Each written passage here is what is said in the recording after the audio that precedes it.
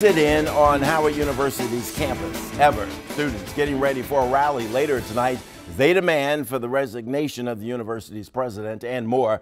We've been on this story since day one, 8 days ago when they took over the administration building, including the president's office.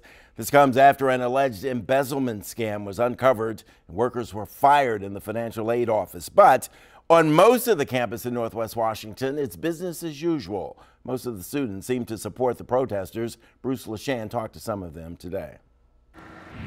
Straight off a 9-hour drive from Indianapolis, the Sutton family could not wait to check out the protest. When you see a wrong that needs to be righted, you need to step up and do something. 16-year-old Elijah wants to enroll at Howard, perhaps the nation's premier historically black university. The protests will not deter him. Morning, we have a question. We're not corrupt. Maybe make you more excited about going. Yeah, it does make me more excited, actually. That there's a student body that's engaged and working hard. Yeah, if you have a student body that wants change and wants things to be done and they're doing something about it, that's really good.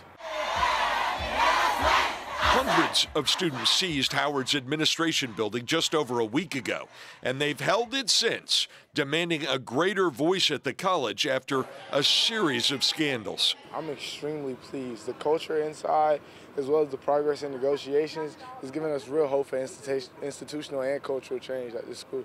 For a lot of students, the pilfered financial aid money was the final indignity. They took from us, and we need what they took. Every one of the more than 12 students we talked to supported the protests. Terrible housing. I lived in the annex.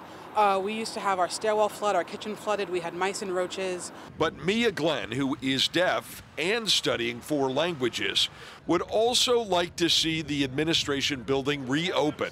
Registration, financial aid can't get their answers that they need to their questions because nobody's able to work.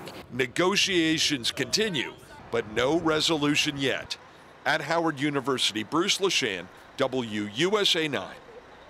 And a rally is scheduled to start within the hour. Classes continue on the university, and many of the protesters, they actually slip in and out of the building to go to class.